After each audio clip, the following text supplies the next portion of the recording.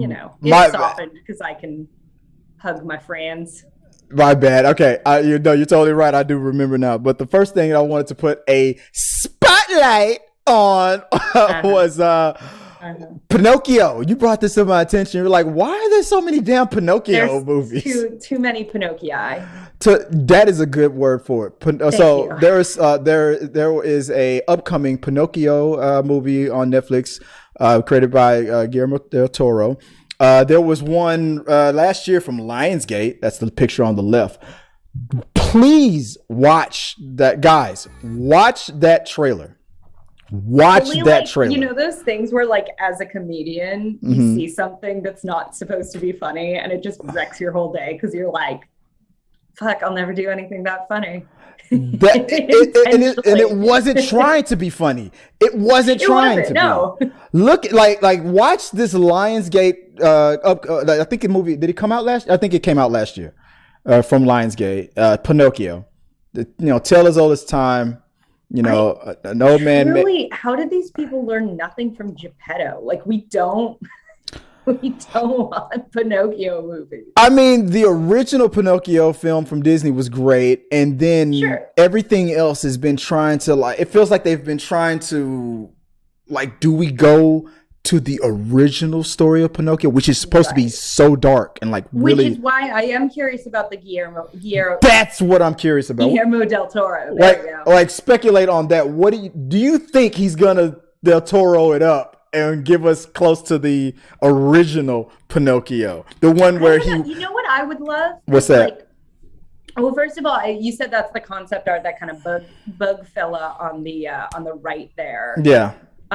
Giving me very, like, James and the Giant Peach vibes, like the CGI, like with the spider and the right? That's a movie. I feel like I fever dream. James and the Giant Peach. Yeah, the, like, 90s one. Yeah, 90s, early 2000s one. I would love sort of a Coraline vibe. Like, I know that's not quite like Del Toro's vibe, but like that.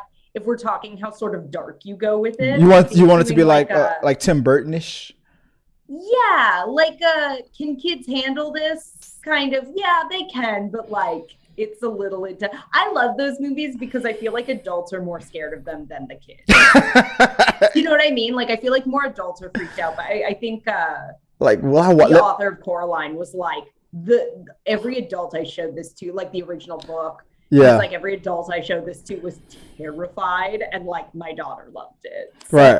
Like, do I want to wash my son's bed sheets tomorrow morning after showing him this movie? That's the question. Listen, kids are going to be scared of whatever you show them. Yeah. So. Yeah. Very emotional, but I agree. I think you could go. I don't want it like edgy and dark, and that's the thing. I think it could be interesting because I think Del Toro is a smart enough filmmaker to not go edgy for edgy's sake, but I think just finding a little more mature, nuanced, dark tone around this story could be something interesting. I will say that is not a friendly.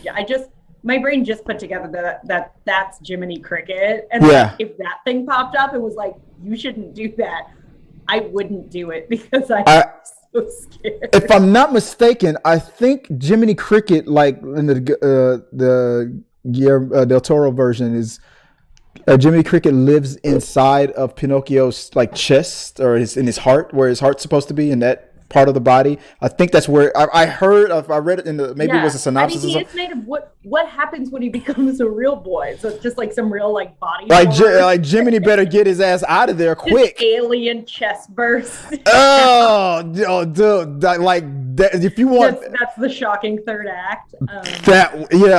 He becomes a real boy, and then Geppetto kills him because he's trying to survive and get out of there. Like trying to burst through those new organs and stuff. Nothing will top that Lionsgate. That Lionsgate, guys. Oh God. Let me look up the trailer. I don't want to spoil it.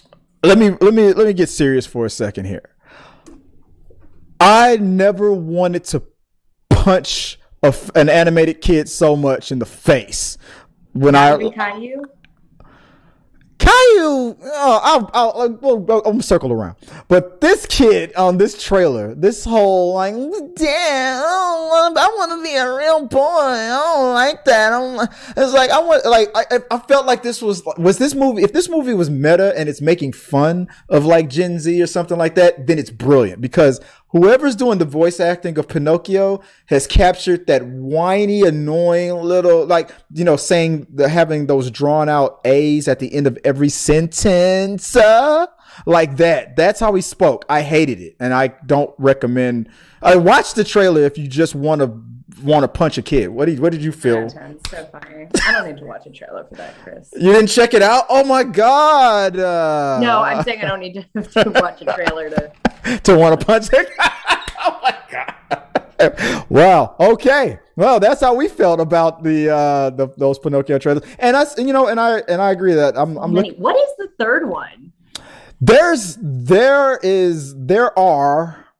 are so many. Let me fix this.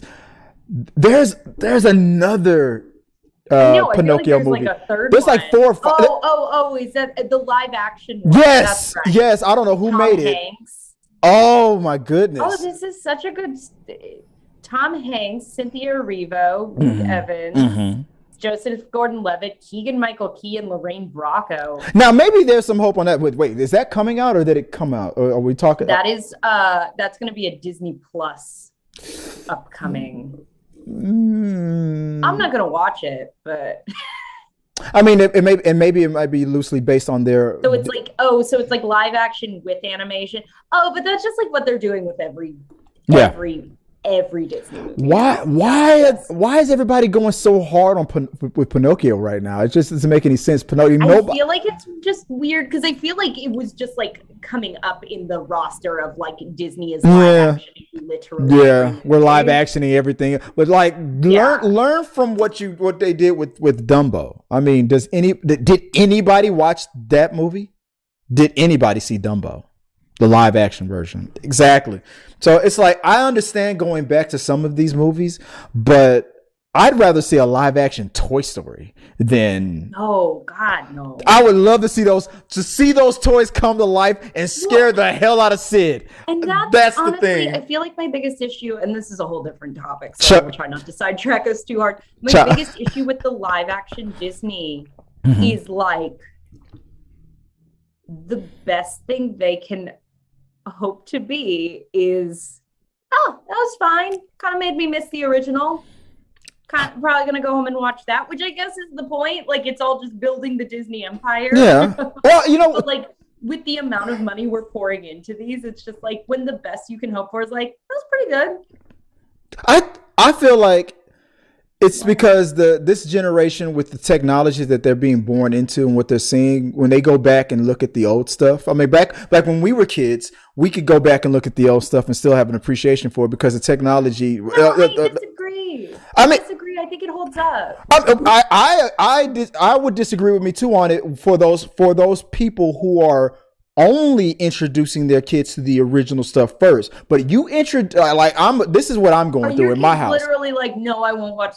If for anybody out there, if you never want to have kids, like good, don't, because you don't do this to your kids. If you do have kids, and if you want to introduce them to Disney, do not do what I did. Don't introduce them to the new stuff first, because they will not appreciate the old school stuff unless they're like naturally have an appreciation for these things. But my kids, I thought, hey, I'm a movie guy. I love movies. They're 50% of me. My DNA is in there. They're going to love these movies. No.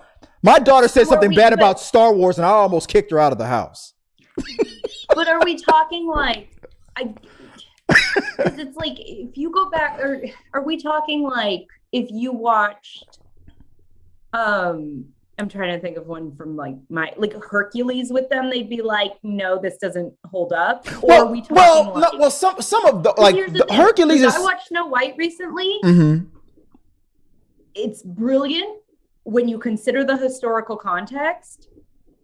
That shit's slow. Like, nothing happened, or not even. It's just nothing happened. There's some songs, and she sort of dusts around the house, and like it's like an hour 15 long, and it's Well, you're right about that. Thin plot, and like I do think there's an element of like, yeah, the ones from like the 60s and previous, like Snow White and some of those OG ones, just pacing wise and stuff don't hold up. But I think if you showed your kids like the ones I grew up, like that golden age, like Lion King, Aladdin, Hercules, Pocahontas, give or take like the quality of the movie, I don't think hand-drawn animation is the issue. It may be 50-50, but there will be a good number of kids who, if you introduce them to the new stuff first, because the technology is like, why would I want to watch a cartoon of something where I could see, why would I want to watch The Lion King if I saw what would look like a real lion talking or something like that? Now, I know it sounds like blasphemy because of what Lion King did, but trust me, guys, argue though, like, I feel like those don't work because that technology is just because that kind of technology ages itself out so fast that in a decade, these live action ones that are super CGI heavy are not going to hold up. Like hand-drawn animation still looks great.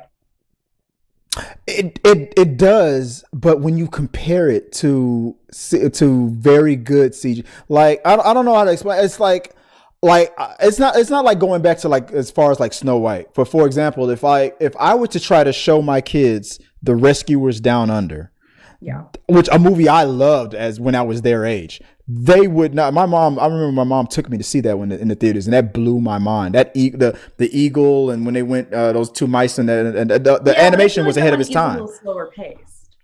Which one? Rescuers. Rescuers. The first Rescuers was slower paced. Rescuers Down Under was better. Was more up to date to what was going on at the time with Little Mermaid, Aladdin, and stuff like that.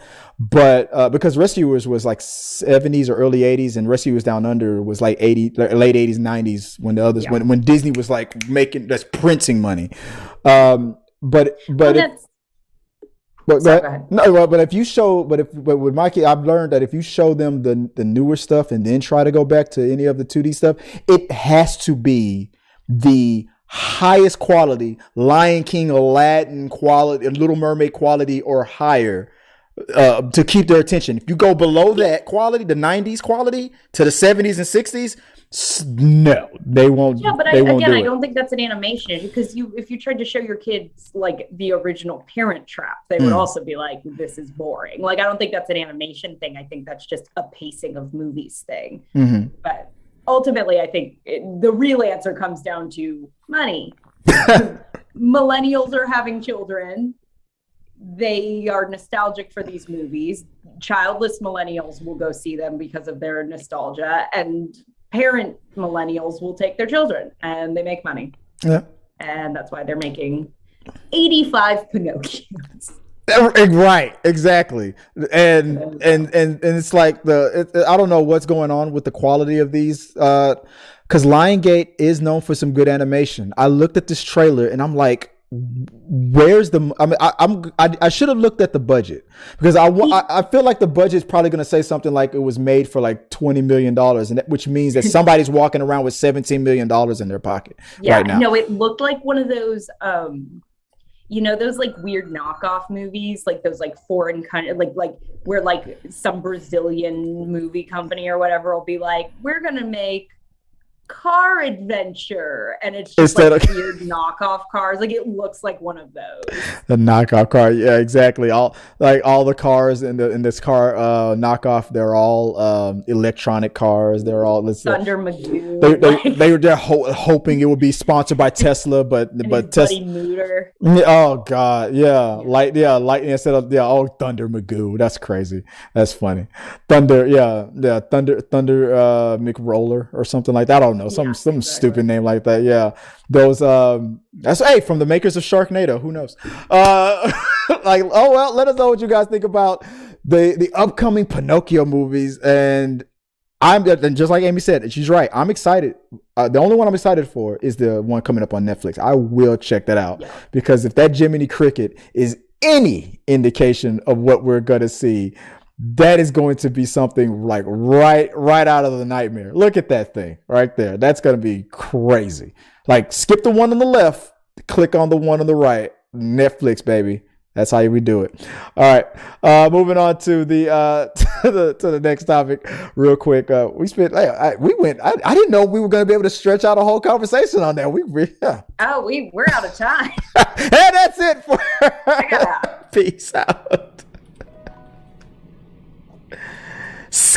Our supporters help make all this content possible, so make sure you check out our Patreon page so you can help us bring you the content you want.